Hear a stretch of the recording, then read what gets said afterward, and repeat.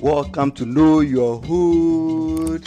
We are at Akplabanya, a fishing community located in Adan West District, Greater Accra. This is how the rising sea levels has destroyed a major part of the community they call home. Let's talk to the people of Akplabanya about their challenges as a coastal community. Guys, if you haven't subscribed, subscribe to Know Your Hood, like, comment, and share. We want the government to come and help us. Only the sea defense in the particular thing that we want in our coastal area. Akplabanya from Okumagbe to Lolonya. That's our problem.